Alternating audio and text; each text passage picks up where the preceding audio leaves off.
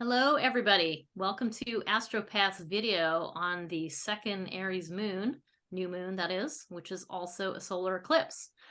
Before that, I want to remind you to check out our other videos, like us, make comments, all those good things for us. I am Jenny of Hidden Path Astrology, and I also want to let you know that you can sign up for my blog along with some free meditations by going to my website. I'm also getting ready to put some art up on Etsy, so keep your eye out for that. Laurie, what's going on? Oh, what's going on? Wow, a lot is going on. So hello, everyone. Thank you for being here. And I'm Laurie of astrolore.org. You follow my blog there. I also have just created a new moon workbook that I'm going to be putting out every month at the new moon. And you'll be able to get that on Etsy. There will be a link at the bottom. Please go check it out. It's it's like a 9-page workbook where you can really track the cycles for yourself to create the life that you want. That's the whole point of really working with these important cycles. Right. Yeah, it looks sweet, so check it out. Check out Laurie's workbook for sure. Well, let's start right out of the gate here. The new moon is and solar eclipse at 12:12 a.m. on April 20th. So for many folks in the world, it'll actually be late in the evening on the 19th and other times. So please adjust for your time zone. I believe the new moon is at 12:12. The actual eclipse is 4 minutes later. Only geeks care about that, but there you go. So essentially, what's special about this new moon? A whole bunch of things. I know, right? There's a little list. So first of all, it's a solar eclipse. Second of all, it's at 29 degrees Aries. That is an unstable degree. It's so close to Taurus. The next thing is that it's a second new moon. We've already had an Aries new moon. So really interesting. We have another one. The fourth thing is that it's squaring newly ingress Pluto. Pluto's just gone into Aquarius. We made a video about that, so check that out. And then the fifth and final thing is the very next day, Mercury moves retrograde. I So love that. stations retrograde. Yeah.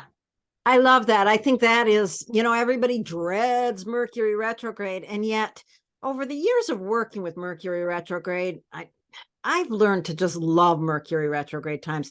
They are a time where we can slow down and really kind of put our lives back together from all the, and this is the first retrograde we've had since, I don't know, in quite a few months now. Things have all been direct. Things have been moving. And now we get to kind of slow down and think about where we are and where we're moving.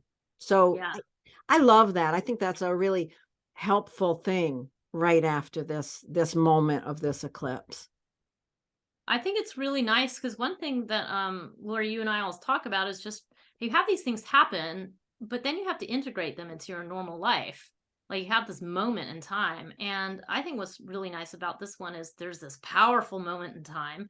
And then you get this very clear integration period where you get to reflect on what does this mean and what does this pivot mean and how have things changed, and really put it into play in your life. And that's pretty cool. I don't know. I feel like we don't talk about that enough. So this is an astrology moment to do that.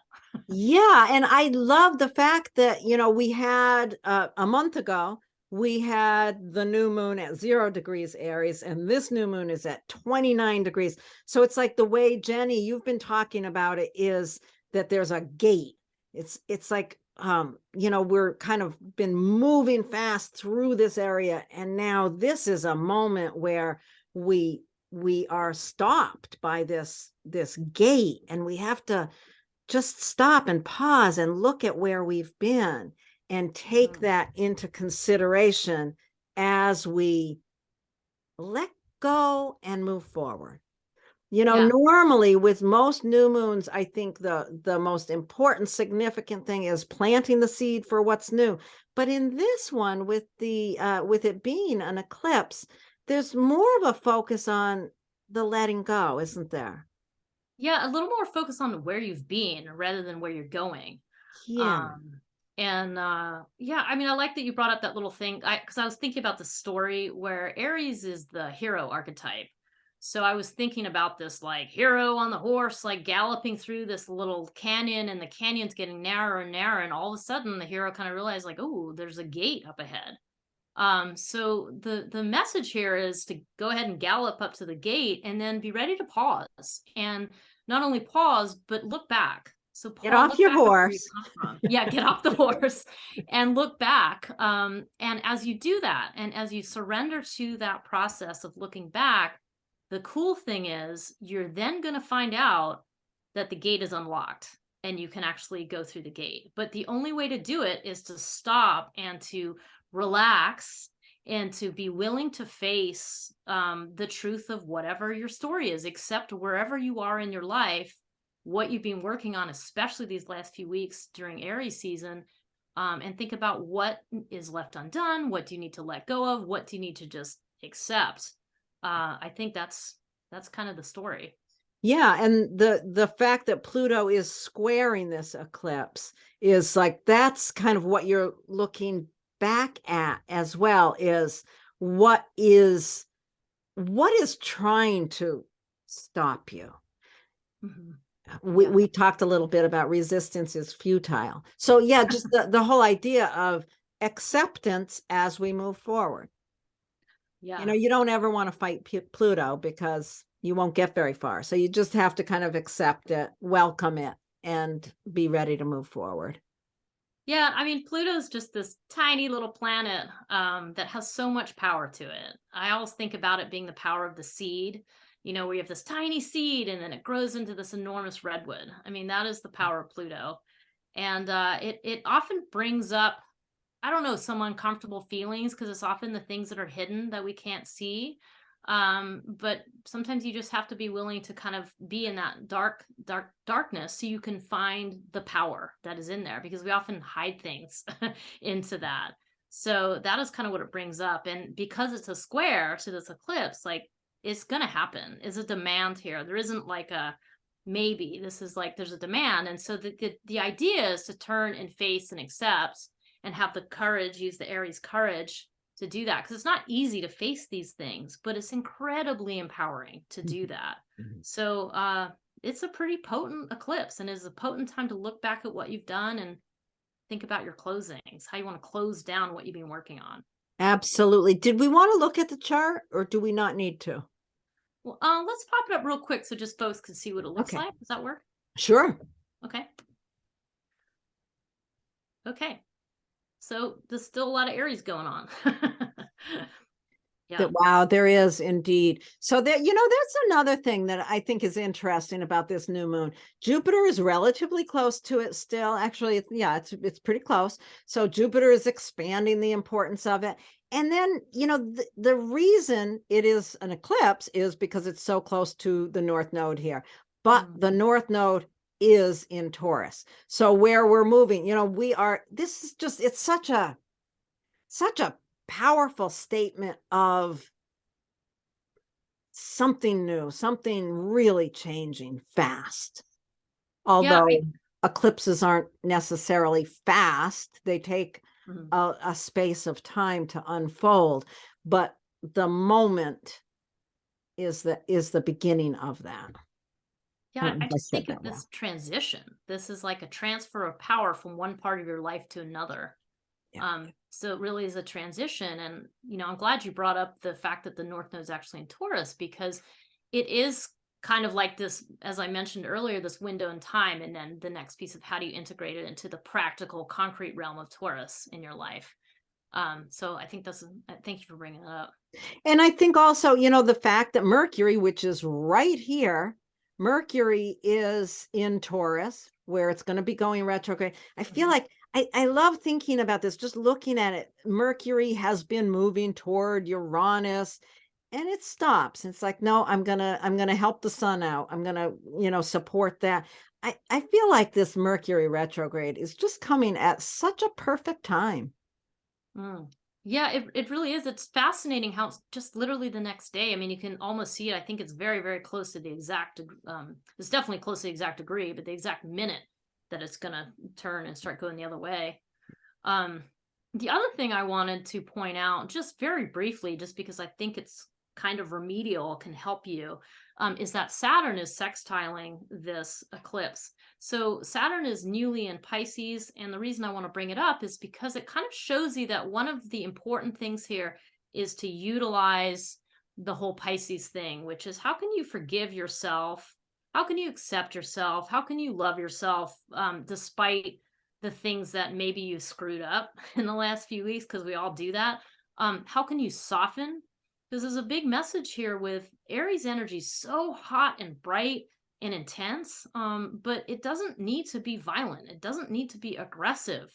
It can be assertive, and it can take initiative without being aggressive or violent. And part of this is we all do this to ourselves. There's so much anger towards ourselves, and the Pisces symbol in there sort of says, hey, you know what, just relax a little bit and accept that you're a human, and forgive yourself for whatever things that you think you failed at. You know, what I'm really liking here is that Saturn's at 4 degrees. The North Node is at 4 degrees. So that's an exact sextile to the node.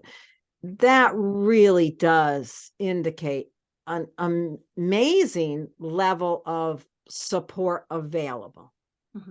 A sextile aspect, 60-degree aspect, it's not a requirement. It's not a gift like a trine is, but it is an available energy to support the process. So the process of going through that gate, of stopping, of looking back, of facing the challenge, whatever it is that's been challenging your, on that horse, going, what maybe what you're running away from as you're galloping on that horse. And then you see that gate. It's like there's a nervous moment, like, oh my God, am I going to get through the gate? Stop, look at it, allow Saturn to really support you, and realize, oh, the gate's not locked there. Saturn was right there to support me. I didn't see it at first because it's Pisces, but now that gate's open and I can move into this kind of this comfortable, more physically connected space of Taurus, and Mercury is there to help me kind of look at the process in a different way and understand it as we move forward. Oh, I love the things that you're saying. I know this is kind of an intense moment, but I actually think it's really exciting. It is It's an exciting pivot point for everybody. The other thing I wanted to mention as you were talking about Saturn in this way is Saturn, quite simply, is like how we take responsibility for ourselves. So the message is when you take responsibility for the things that maybe you feel like you didn't do so well, or whatever, or you want to do better, or you want to change, when you take that responsibility and then you immediately bring in the acceptance towards yourself, that is the message: responsibility, acceptance, and it leads to empowerment and an embracing of this new chapter in your life that is going to be opening. And the query here is, how do we close this chapter down, the one we're in? Yeah, absolutely. Yeah. How do we get through that gate, open that door, get through that gate, just move forward? Okay. I think, is that everything we need to say before we move on to the personal impacts? There's just one more thing to say, which is that this is the new moon for the full moon in Scorpio. That's going to be on May 5th. That is also an eclipse. We'll do a video to do with that. And then it's also the full moon for the 6-month cycle, which is September 29th. We have a full moon in Aries, which is not an eclipse. So I just want to put that out there for those of you who really use these cycles for your timing of various projects. So, okay. I think that's it. Okay. Great. Okay. Okay. So now we are going to move on to about how this is impacting you personally. And you can watch these in terms of your rising sign, your sun sign, or listen to both is really your best bet. So for those of you with Aries rising or Aries sun, you want to really think about how, what your process has been around your own personality, how you have been really discovering the more courageous side of yourself. Right, Jenny? Yeah. Well, just how you put that, discovering the courageous side of yourself. Yeah. Because now is a moment to look back at that. What has gone on in the last few weeks that have really pertained to your personal development? That's the key question here. And when you add in Pluto, you add in this tone of, and how has it impacted your community? You know, how have you been able to accept the support of your community? What is shifting around that area of your life? So that's what you're reflecting on, is, you know, what parts of your development you need to close down, relinquish, let go of, forgive yourself for, so that you can slip through that gate and move on to a different section of your life. That's pretty clear, isn't it? I think It's just, so. yeah, it's very, very personal. It is about really understanding how much you've changed. Yeah. How much your ability to face yourself has changed who you are. And now you're ready to release something that Mm. may be somehow connected with your community, but there's something about that development that needs to be released in order to move forward at this point. Yeah, there's some really strong theme here, I think, with Aries rising about self-awareness, because Aries rising is so potent. It just wants to go out in the world and make things happen now. And I think there's a little bit of a reminder here about, oh, you know what? You have to slow down for a second, which is really hard with Aries rising, so that you can see, you know, these places where you can use a little more self-awareness about how you're conducting yourself. And when you do that, there's this tremendous empowerment available for you in how you show up in the community. I mean, Yeah. that's kind of the link. And I think that Mercury retrograde is really going to help. It's going Yeah, to help that process because, like you said, with Aries rising, it's hard to slow down, but it's going to really insist on a little bit of slowing down at this pivot point. Mhm. So I think that's all we need to say for Aries rising. I think so. Okay, so now for those of you with Taurus rising, wow, this point of real awareness and release is happening in your unconscious, the unconscious patterns of your life. What have you been learning about? What have you been courageously digging around in your own unconscious about over this past month? Mm, yeah. These are really good questions, because it's funny with Taurus rising, it automatically means that you have a bit of a struggle really knowing who you are, because that Aries energy is tucked away, out of sight, down in the realms of your subconscious or unconscious. So you really, I hope that you will look back, Taurus rising, and what's been going on these last few weeks. What have you learned about yourself? Mhm. Where are the places that maybe you've had some unexpected anger come out of nowhere, or some other emotion that you weren't quite prepared for?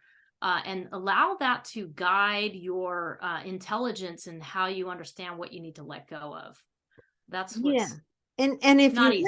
if you have faced those kind of challenges, it's probably directly from the area of your career, Yeah. your reputation. There's something in that with that Pluto squaring that eclipse.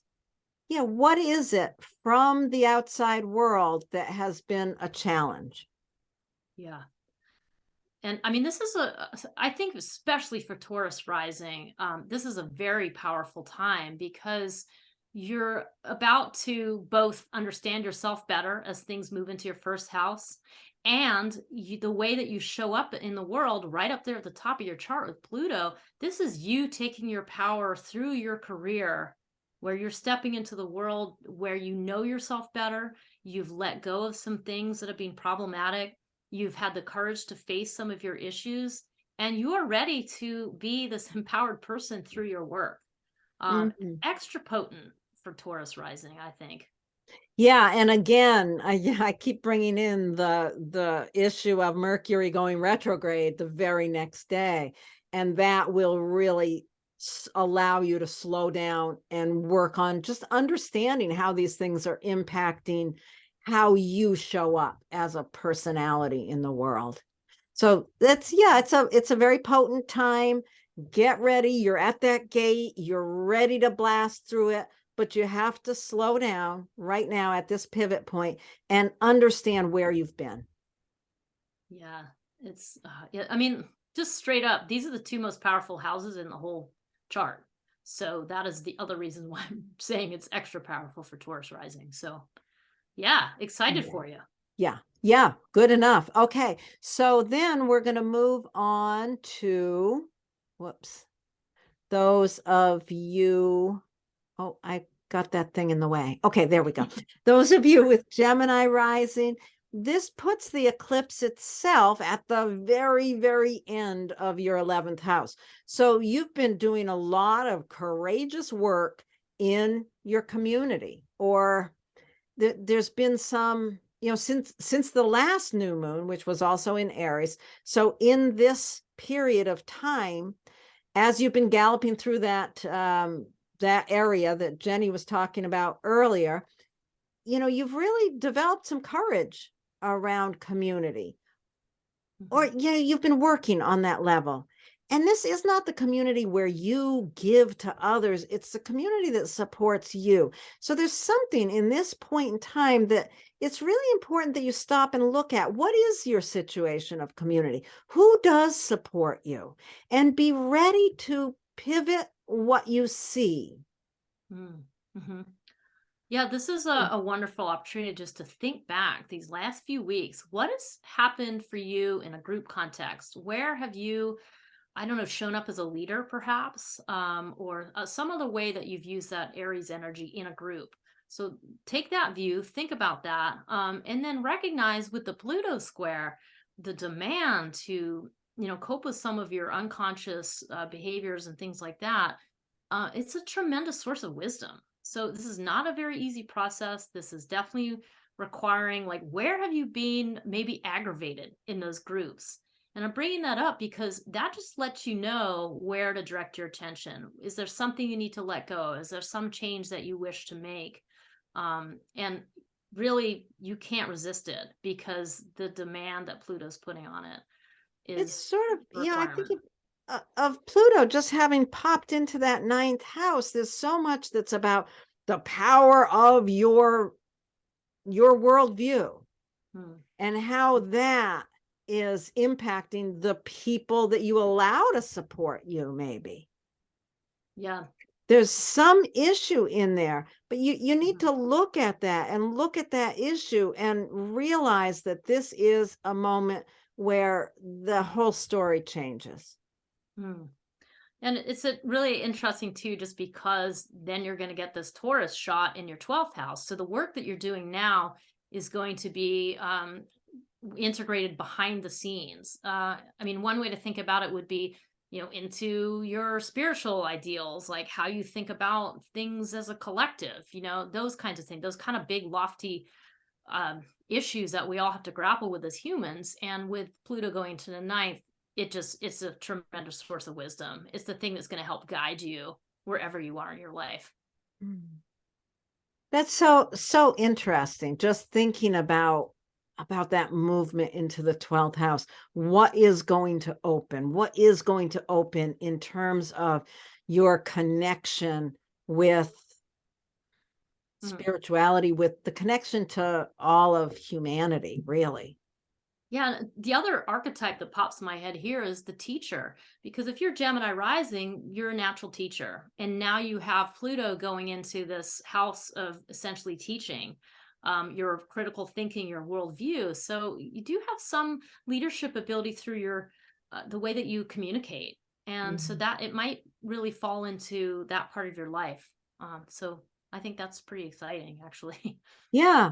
Yeah, I think this is such a powerful time. And that Mercury retrograde, which is coming up the very next day, is going to be happening in your 12th house. So it's a time to really start considering, okay, there's all this energy moving into that area, and yet you're having to really renegotiate your own internal thought processes.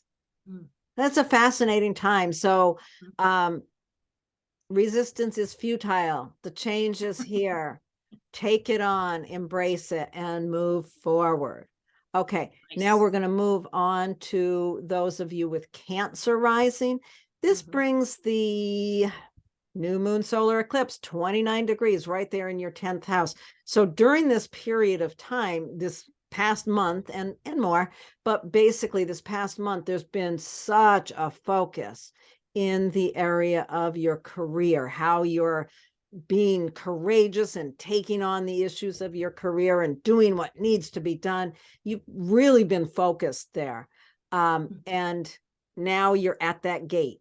Something needs to be released in order to move your energy into bringing what you've learned into more of a community focus. Yeah. I just think too, with Cancer rising, that means there's this tremendous emphasis on the self in how you do your career. And I think part of this is about, yeah, you have to do that work. You have to take initiative. You have to be courageous and face the things in your career. Yes, you need to do all those things. But what's nice about it is you're about to move into this more group place. So even though you might feel like you're alone doing your thing for work, you're really going to get to see how it impacts the greater number of people rather than just being about you, and how to tap into that community. So I think that it's really nice. This is the opportunity to look back at what all have you done in these last few weeks, and even in these last few months that have to do with your career. What are some things that you would like to let go of? Where would you like to shift what you're doing? And just be willing to tap into a sense of accepting yourself, forgiving yourself, will help make this a bit easier. And with Pluto moving into that 8th house, this is very much about how you deal with other people's stuff coming at you, other people's values, other people's money, other people's possessions and resources. How you navigate that is a key player in what all these things that you're doing. I was thinking about, a lot of what it is that we have to release at this point is kind of the selfishness or the solitary statement of Aries. And, it's so clear in this one because things are moving into the 11th house. So, you've got this, I'm doing all this courageous stuff, but it's on my own with that Aries in that 10th house. And now releasing that, I have to do this alone into the group process. Yeah. And it really, I know, I think it's really nice because it really brings in, with the Pluto going into the 8th house, it just brings into this idea like, okay, well, the internal part is about how do you set your boundaries? How do you navigate those things? And the empowerment that's available through working with other people. And you've got to work with other people. You can't do this all by yourself, but you have to, part of the question is, how do you skillfully work with other people? And because it's your career where the Aries is, it's just showing up in such a public way with this. So anyway, I think it's exciting because it's like, what doors do you want to close so that you can step into this new chapter where you don't have to do it all by yourself, And with the Mercury going retrograde the next day, and that will be happening in your 11th house, there's really an opportunity to slow down and really think about how you work in community. How are you bringing all this learning that you've done on your own in this past period of time? How are you bringing that learning into community? And I love that Mercury is going retrograde right after this. I just think that's, I think that's a huge gift for all of us. We often don't get that integration time. And I just think it's kind of saying, hey, this is what's happening. And I think this one, especially, like, for those of you with Cancer rising, if you feel like your back's against that gate, well, it's all just you. And well, guess what? On the other side of that gate, which is open, by the way, unlocked at least when you try the handle, there's a lot of people there ready to support you. I'm gonna cry now because it's my rising sign.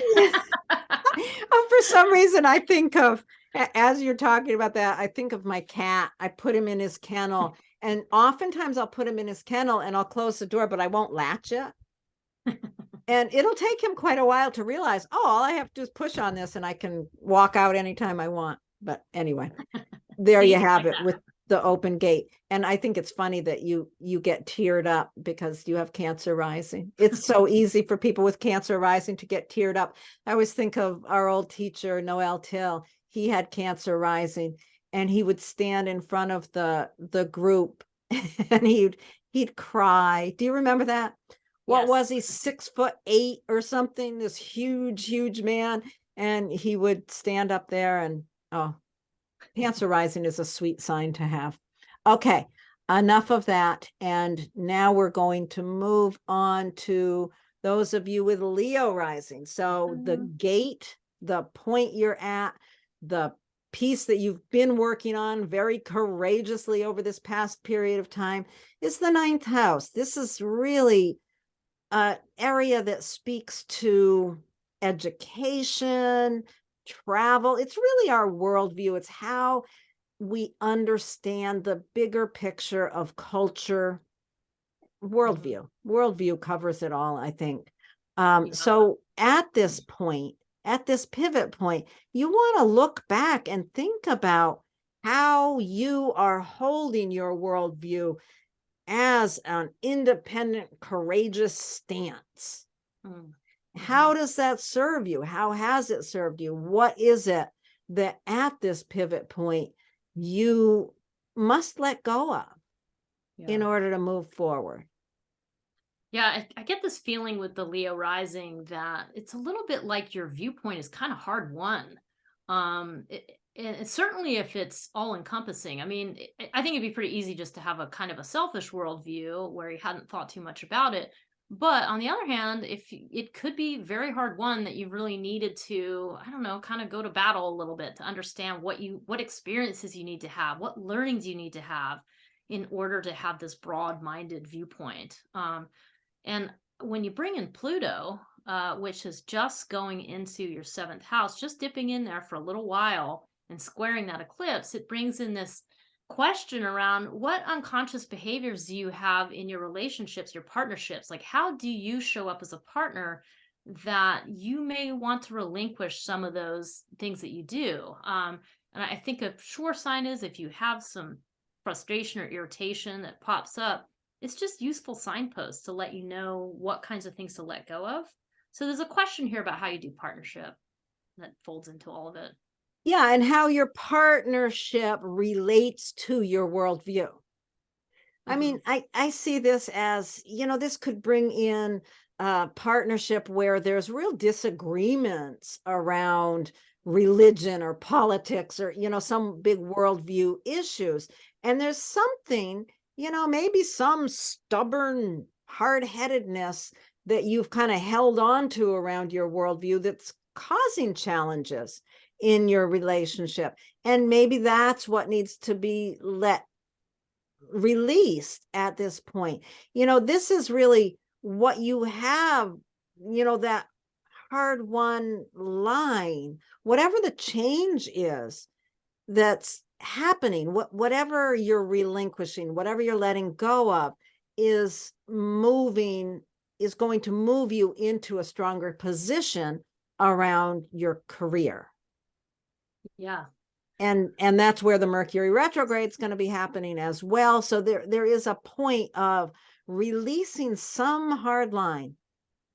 Yeah, and I think the funny thing about having Aquarius in your 7th house too, I would think that there's a cautionary tale there about being too detached in your relationships, like where you could kind of detach and drop in that little bomb of your opinion and then kind of skirt an argument in a sense. And I think one of the questions here is looking at that. Aquarius is very useful to have in the 7th house in terms of being able to get objectivity, being able to take a pause and not get into some heated thing. But at the same time, if that goes too far into detachment, that's not helpful. So that's where some of your questioning is how am I in relationship? How do I show up? When do I detach? Those are some of the things that might pop up, and it's going to impact your overall career, as you're mentioning, when you hit that integration period with the Mercury retrograde in Taurus. So yeah, interesting. Yeah. Be curious. Yeah. So you really want to stop and look at how your worldview supports or doesn't support the career that you really want to create. Yeah. And the Mercury retrograde coming up the next day is going to really support grappling with those ideas and working with that area. All right. I think that's enough said about that one. And let's move on to those of you with Virgo rising. This puts the eclipse itself into your 8th house.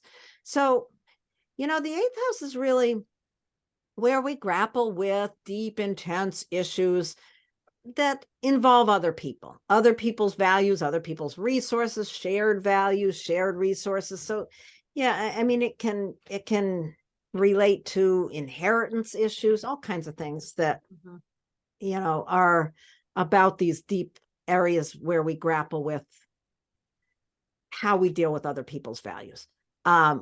And so you're really stopping at this point to look at what you've been developing in that area over this past period of time, particularly this past month. What's been the issue? What have you had to kind of courageously work with other people's stuff? Yeah, what's been an annoyance?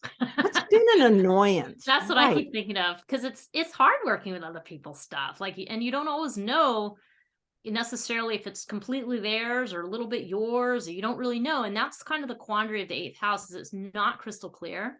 So it's really helpful, even though it's also maybe a little annoying, to be like, what has annoyed me in the past few weeks? But it is helpful because it kind of cues you to like, oh, how can I navigate this area a bit better? Where did I get over involved with someone else's thing or whatever? I mean, these are kind of nuanced questions. Or not involved Yeah. enough. With it being Aries, it's Yeah, like, Aries true. just doesn't want to be bothered because it just wants to move fast and get things done. And it's, quite frankly, I love Aries. Aries, in a lot of circumstances, Aries is our best friend, but Aries also can be very selfish. It's very self-focused.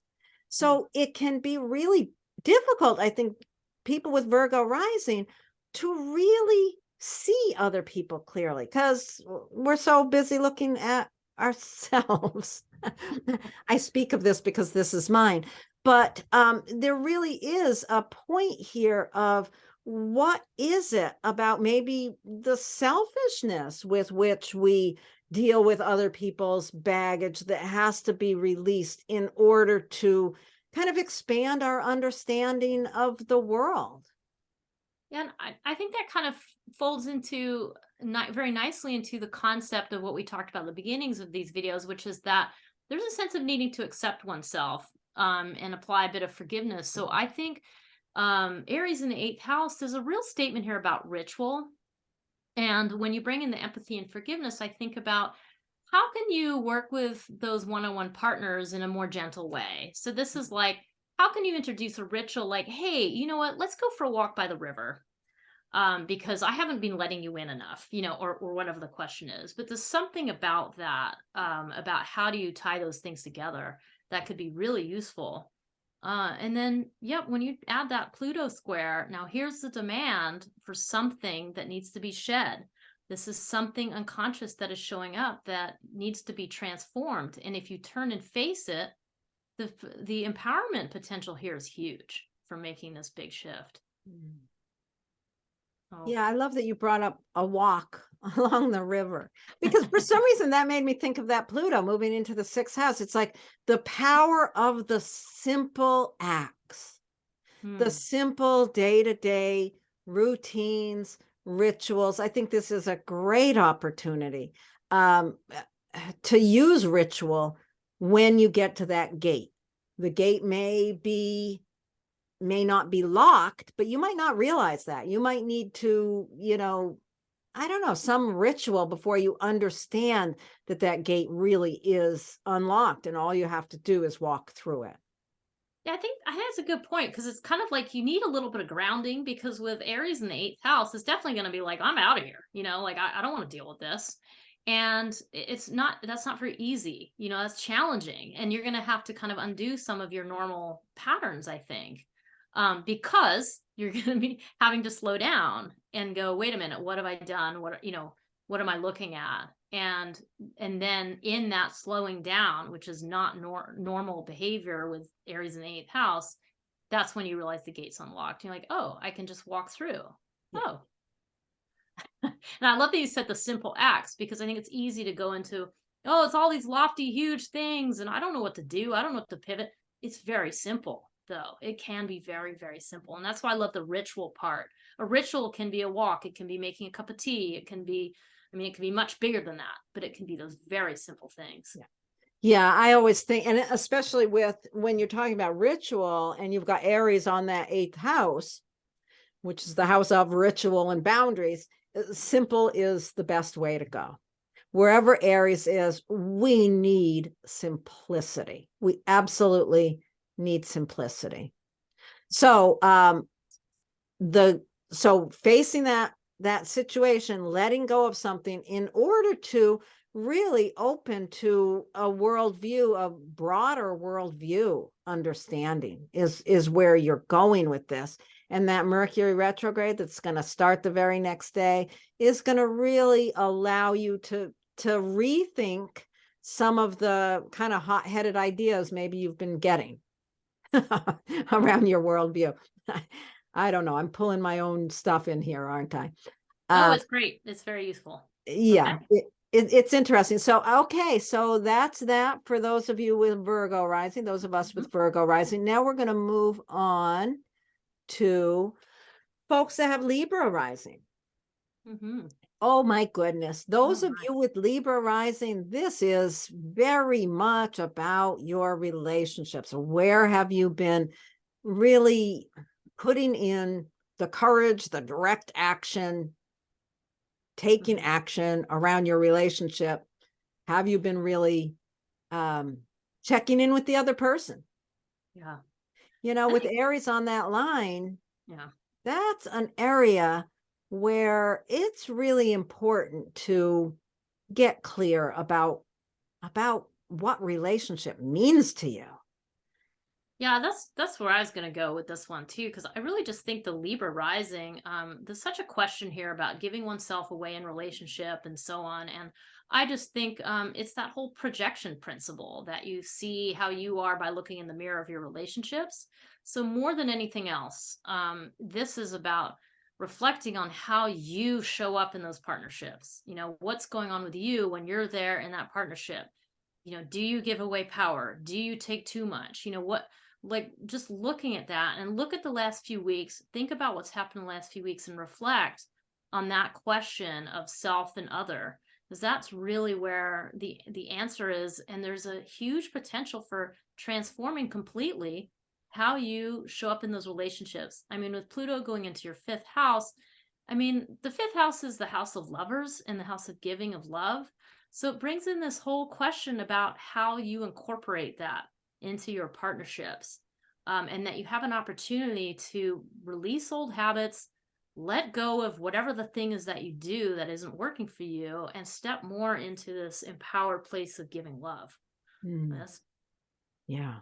what's going on. And as you go through this gate, it really is elevating your relationship into more 8th house, where we really get to grapple with the deeper levels of understanding and connecting with a partner. And that 8th house for you with Libra rising is also where the Mercury is going to be retrograde for the next 3 weeks after this.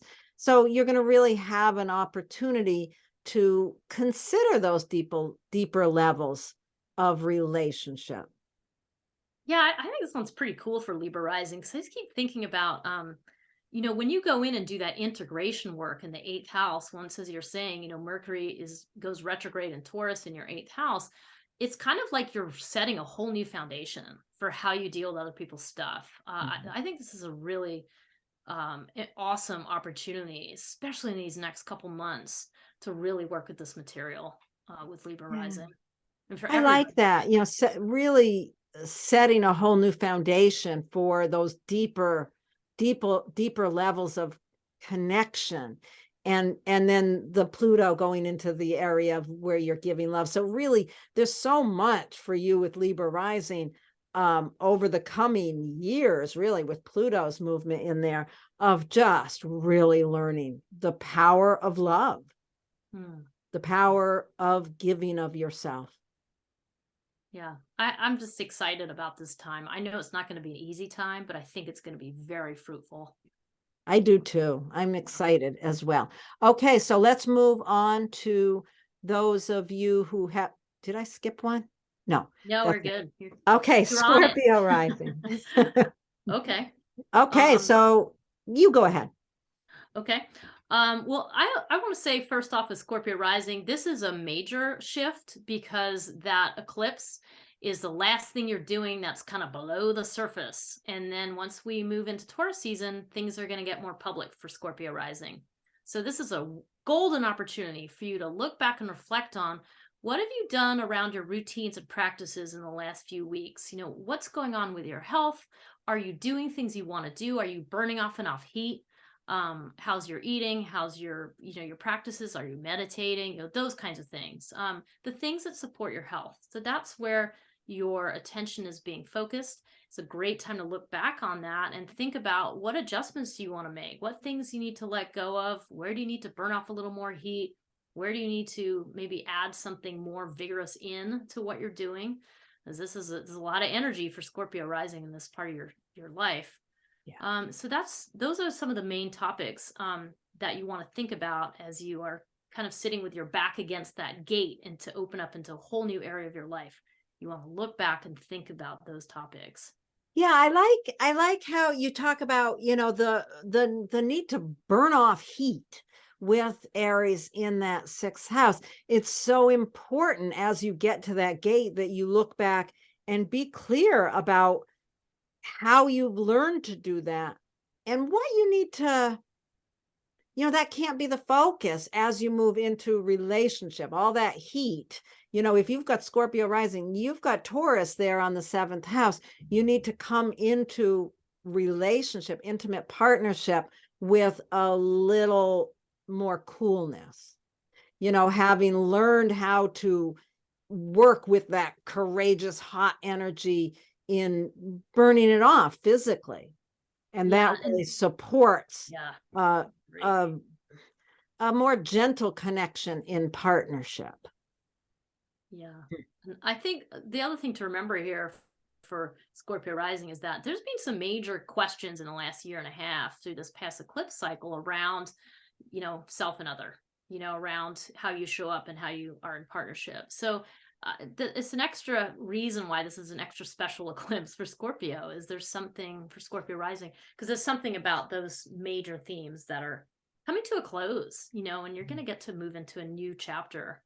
Yeah. And especially when you include that Pluto, right? Just having moved into the fourth house. The fourth house is your foundation, your home. So you really have a golden opportunity to reset your roots in a whole new way. Yeah. Yeah, there's something very intense happening in that area of home and family that's really pressuring pressuring this point, this shift, this new pattern that's just being set up. Yeah.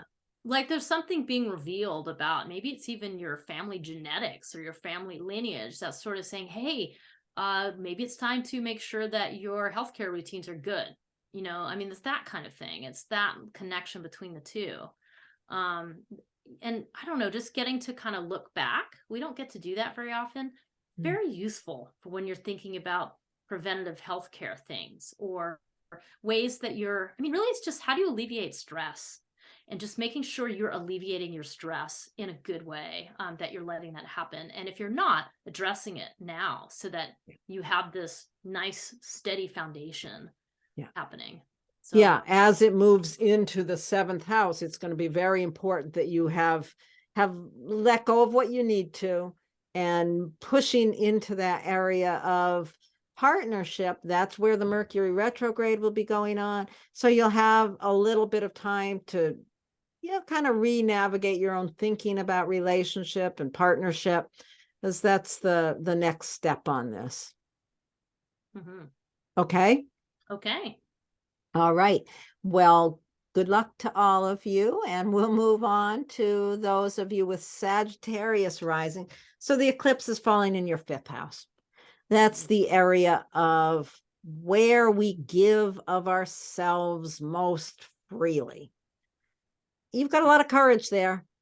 If you've got Sagittarius rising, Aries in that house, this is an area where you take action fast. And over the last month or so, there's been quite a focus here. So now you want to really slow down, stop at that gate, and really consider what you've learned about how you give of yourself.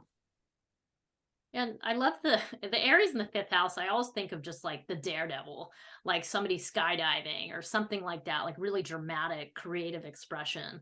And there's a very, especially skydiving, because it's just like you going, dropping through the sky or whatever. So there's a very self-oriented piece here. And I think with Sagittarius rising, part of what you're doing here is you're looking back of what have you done in the last few weeks that is to do with your creative process, some kind of creative pursuit or playfulness, or maybe a way that you take risks. And now the question is, okay, how do you need to modify? What do you need to let go of? What do you want to bring forwards that you're going to now incorporate into the routines of your life? Mm-hmm. So I kind of think of like, what if you started this new creative endeavor and you're making these awesome sculptures, and now you're like, I'm going to do this. I'm going to keep doing this. So the next question will be, how do you keep doing that? How do you make it a routine? And then the Pluto in the third house, to me, is just like kind of making an announcement. This is what I'm doing. I'm incorporating this new amazing thing into my life, and kind of making the space for it and transforming how you communicate about it. That's interesting. Yeah. That Pluto going into the third house, there's so much power in your voice and in what you speak to. So if you're speaking and putting it out there, this is what I'm doing, the power of Pluto is right there to support you. It could come out in many ways. But it's really, as you're at that gate, you're grappling with, am I going to speak it? Because if I speak it, it comes into a space of reality. Mm-hmm, exactly. Once you say something, it's kind of all over. It's like a stake in the ground, huh? It's like a stake in the ground. I remember saying that to people a lot when I decided I was going to make this big move to Maine. It's like, the only thing it takes to make a huge change in life is to say it, and to say it over and over and over to everyone you talk to. Once that's done, it's like the guideposts will just move you to whatever it is you say. So if you say, I've developed this great creative process, here's my creative thing, and now I'm gonna do this every day. Once you start saying it, you set it up. And especially with this from Aries to Taurus, because once it's in Taurus, it's grounded. It's really grounded. Yeah. And with Mercury going retrograde right after, you've got the period of time to like, oh my God, what did I say? But then really, work it from there. Yeah, work it. Work it. Yeah, work it. I think of Mercury retrograde as very much, working what what's the word I'm thinking of? Just the stability of what we've said. Once you say something, you're kind of tied into it, especially if it's Taurus, because it's just going to hold you there. It's going to hold you captive in some ways. Anyway, that's fascinating. That's also sort of why I was just going to comment that like Taurus follows up Aries. Why? Because Aries is so hot and crazy and going, and Taurus is like, okay, slow down and let's see what actually is going to materialize out of all the seeds you planted. Which ones are actually going to grow? So it's kind of the reality check of all of that amazing, furious, fast energy of Aries. Yeah.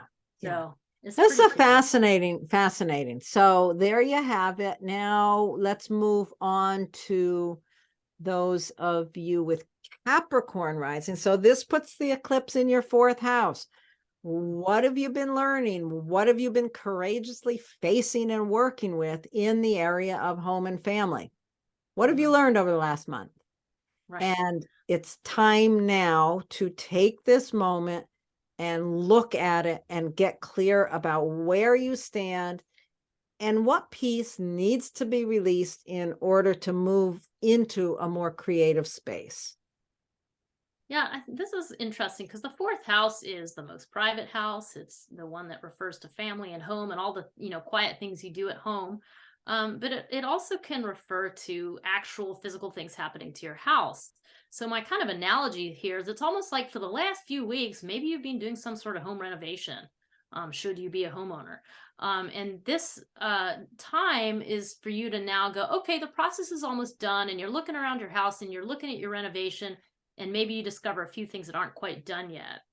And so now is the time to get those things buttoned up, and just kind of set up your punch list so that when the Mercury retrograde period happens in Taurus, that you have the opportunity to truly finish things off. That's the analogy. Now that could be used in a psychological sense of, what things to do with how you assert yourself in your family and home. You can definitely transfer that idea to that, and then what things you want to let go of and release that don't really work for you. How can you wield that courageous energy for the most positive use? Is the question here. Yeah, and there's the stress point with Pluto having just moved into your second house. There's probably, and it goes along very well with your analogy about a homeowner, a home project. Pluto's just moved into that second house of resources and money, and if it's something like that going on in your life, you're probably spending more money than you imagined you would. But maybe you're also kind of going, wow, I've worked really hard to have that little nest egg, so I actually did have the resources for that. Just to kind of as an example of the analogy about how it can lend to empowerment. And psychologically, we're talking about the area of self-worth. Like, how can you transform, that most deepest, the deepest of personal resources, which is how you value yourself and know that you show up with these resources. So Pluto's sort of saying, hey, what unconscious patterns do you have here that block you from celebrating your true worth? And how can we let go of those? Yeah, and how that empowerment of your self-worth, that power within your self-worth, can really support you in releasing some pattern in your family. Right? So as you get to that gate and you're moving into the next phase here, this is really opening up what you've learned in home and family to allow you to really bring your full self into a creative expression, the ability to, what you've learned through your family, and home in this time can really support you in how you love, how you show love. Yeah, I mean, in a nutshell, it's kind of like you're just getting to rework your whole foundation, how you value yourself, and then what is the actual foundation or the roots underneath you. This is a very important time of your life, if you have Capricorn rising, in terms of those internal processes where you're sort of setting your unshakable roots and letting them grow deeper, and showing up with your full self. It's a very powerful point, isn't it? Yeah. With that Capricorn and Aries right on the angles there. It's a very, very powerful point for you people. Okay, now we're going to move on to those of you with Aquarius rising. And this brings the eclipse, the Aries New Moon solar eclipse, into your third house, which is the area of communication, of possibly siblings, neighbors, kind of those ordinary relationships in our lives. Yeah. So yeah, that's where the eclipse is happening. It kind of brings in this whole question of like, how have you been going about your daily life? How have you been navigating all the things, the logistical things, the bill paying, those kind of, how do you buy your groceries? How do you get to work? Like transportation, all those little nitty gritty logistical issues. And just think about how for the last few weeks, what has changed in your life about how you do this during Aries season? Like, how have you wielded that very external energy? And is there things that you're kind of like, ooh, I could have done that a little more skillfully, or hey, I really needed to assert myself more in that situation. These are just those simple places that kind of stuff shows up. So asking yourself where you fall in that.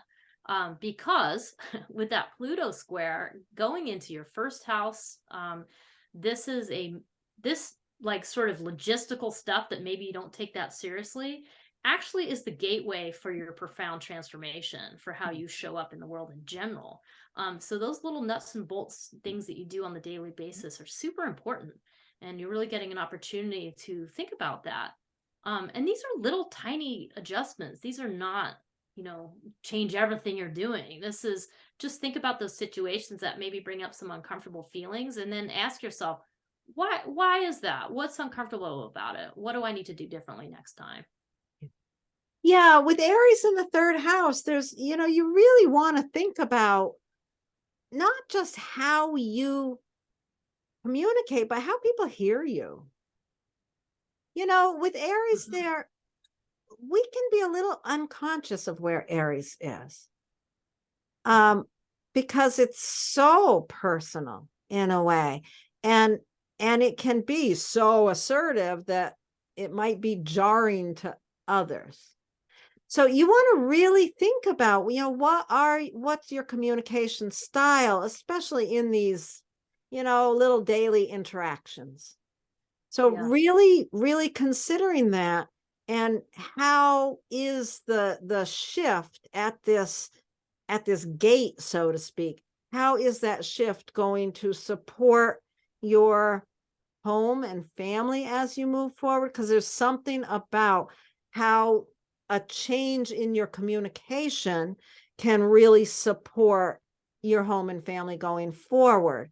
And that Pluto there in the first house, that is a empowerment of the self. So really paying attention to how your communications are coming across to others, I think is a real important thing here.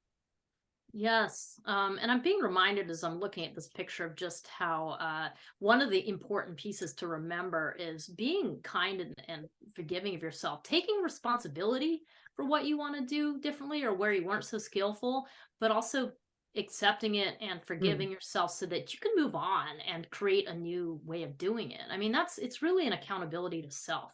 And I just want to bring that one in, especially with the Aquarius rising, because this is such a personal area of your life, and it's so easy to be harsh to yourself and kind of be like, why the hell did I do that? And just take it back a notch, and recognize we're all human, and it's okay. It's all for your empowerment. Yes, and with Pluto having just moved into your first house, it's going to take some time for you to become accustomed to wielding the kind of power that your personality is just beginning to understand that it has to adapt to. Yeah. It's going to be a big one over the next couple of years, really learning to adapt to your power. Yeah. Yeah. Awesome. Okay. Anything else about that before we move on? No, I think we're good. Okay. So let's move on now to those of you with Pisces rising. This puts the eclipse in your second house. The second house is about resources, self-worth, money, stuff, personal values. Energy reserves. Yeah. I Hmm. mean, I guess this is a golden opportunity to consider these last few weeks, look back, what's been going on during Aries season. Is it something to do with how you feel about yourself, which is the self-worth piece, or is there something more obvious, financial piece that has happened in the last few weeks? Reflect on that. Regard all the things that you've done, and then just think about what hasn't worked so well. Where have the snags been? Has there been stress or irritation or upset? Because those are just the cues, the places for you to direct your attention so that you know how to kind of adjust yourself and what do you want to do different as you move forward. So I think that that's an important question. Yeah, I think so too. I think that's a really important question. And I think with Pluto having just stepped into your 12th house, there's really something for you to be looking at here in terms of your own unconscious beliefs about your worth and about your ability or need for resources and money. We all carry so much baggage around money, resources, self-worth, and how those things are connected. Are we worth anything if our bank account is empty? I mean, we carry so much baggage there. And with Pluto just stepping into that 12th house, I think those unconscious beliefs might be something that's really tried to trip you up in a way. So it's really important that you learn to release that idea, the idea that money and self-worth are the same thing. That's one very powerful message here, I think. Yeah, that I mean, I know money is complicated, but ultimately it's meant to be a tool, but it's so loaded. There's too many divisions in our society to talk easily about it. There's too many haves and haves not. So that's a difficult piece. I also think though with Pisces rising, there's a little bit of a susceptibility about what other people think. Pisces is sensitive to everything that's going on around it.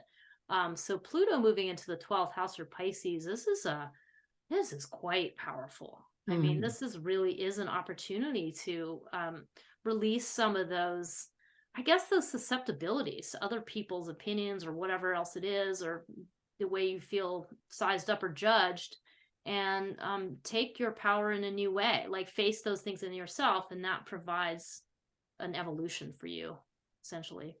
Yeah, and I think the gate that you're going through is really opening you up to use your voice to speak about what it is you're learning here. Yeah. Yeah. And then Mercury's going to be going retrograde in that 3rd house, and you're going to be really learning about how, really reevaluating how you speak, how you use your voice. Yeah. And also because of the Saturn in your 1st house too, as we mentioned at the very, very beginning of the video, just this is a time for you to take more responsibility, to hold yourself accountable for the things that you're doing. So none of these tasks are particularly easy, but gosh, they're important. I mean, this is how you do literally get to evolve as an individual, and in how you fit into society, what impact you have by you stepping into those roles for yourself, what impact you have on other people. There's a really powerful ripple effect. So Absolutely. I think that's great. I'm really excited about this solar eclipse. I think it's going to be a game changer in a lot of ways for all of us. I'm delighted. And I'm delighted to have had this conversation with you, Jenny. Yes, thank you, Laurie. Thanks everybody for watching. Thank you. And we'll do it again soon. All right. Bye. Bye.